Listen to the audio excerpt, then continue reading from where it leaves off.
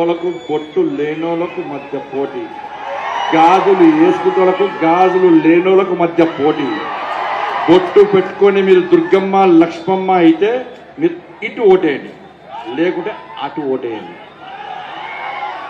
నా ఈ బస్తీని ఈ జుబ్లీస్ కాంగ్రెస్ వాళ్ళు ఏమో ఆగండి ప్లీజ్ ఫోకస్ లాస్ట్ గట్టిగా నా నిగమైకి జుబ్లీస్ లో కాంగ్రెస్ వాళ్ళు ఖాన్ బేగం నగర్ గా మార్చుతున్నారు. ఒప్పుకుంటారా? ఖాన్ బేగం నగర్ గా మార్చాలనుకుంటున్నారు. మనమే గెలిస్తే ఈ జుబ్లీస్ ను సీతారాం నగర్ గా మారుస్తాం. సీతారాం నగర్ అన్నా ఖాన్ బేగం నగర్ కావన్నా ఒక్కసారి జుబ్లీస్ వాళ్ళు అర్థం చేసుకోరన్నా. ఇచ్చే పోతుందన్న బయట పోతే హిందువులు ఓట్ బ్యాంక్ మారాలన్నా. ఎప్పుడన్నా ఓట్లు డూబో లేరు కదా, అటు ఇటు ఖానాలో లేరు కదా. అంతా ఒరిజినల్ కనక ఒరిజినల్. ఈ జోషు ఇక ఒక్కరోజు కాదన్న. ముస్లిం ఆటలు కూడా మనకే ఓటేస్తుంటారు, మన ఆడబిడ్డలు కదా, మోడీ చెల్లెలు వాళ్ళందరూ కూడా.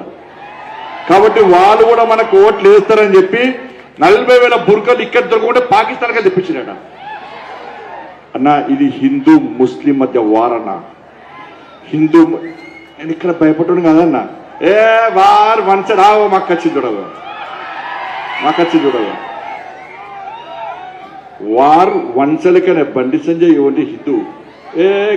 గవి నడవదన్న నా దగ్గర ఉంటే పీక్తే బతికిన రోజు హిందూ హిందూ హిందూ హిందూ హిందూ దానికోసం బతకాలన్నా.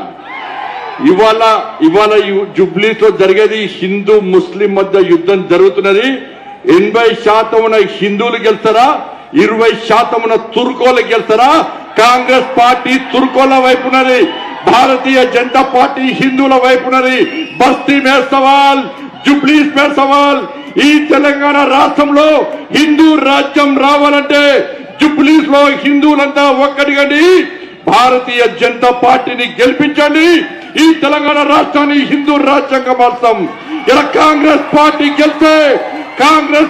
గెలిస్తే ఈ తెలంగాణ రాష్ట్రాన్ని ఇస్లామిక్ రాజ్యంగా మార్చడానికి ప్లాన్ చేస్తున్నది. రాష్ట్ర ముఖ్యమంత్రి టోపీ పెట్టుకొని సిగ్గు లేకుండా కాంగ్రెస్ అంటే ముస్లిం అంటే కాంగ్రెస్ అని వాగుతున్నాడంటే, నేను చెప్తున్నా హిందూ అంటే బీజేపీ అంటే హిందూ.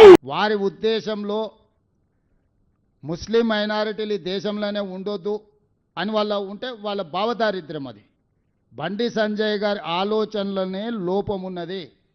వాళ్ళ భారతీయ జనతా పార్టీ నాయకులు ఎంతమంది టోపీలు పెట్టుకున్నారో నేను అన్ని బండి సంజయ్ గారికి పంపిస్తా. మొదట దాని సంగతి తేల్చిన తర్వాత నా గురించి. నేను తెలవకుండానో అవసరానికో టోపీ పెట్టుకోలే, చాలాసార్లు టోపీ పెట్టుకున్నా.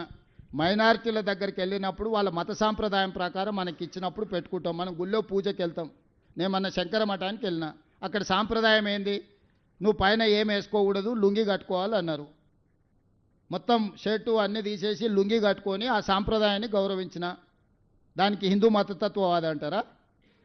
ఎక్కడికి వెళ్ళినప్పుడు ఆ మతాన్ని గౌరవించడం అనేది మన బాధ్యత. నేను అక్కడికి వెళ్ళినప్పుడు వాళ్ళు నాకు ఇది ఇచ్చిండ్రు, నేను ఆ మతాన్ని గౌరవించే ఉద్దేశంతో నా టోపీ పెట్టుకున్నా. అంతకంటే ముందు చర్చ్ ఫాదర్స్ వచ్చారు ఇక్కడికే, వాళ్ళు ప్రార్థన చేసిండ్రు. తప్పేముంది? సర్వమత సమ్మేళనమే మా ప్రభుత్వము.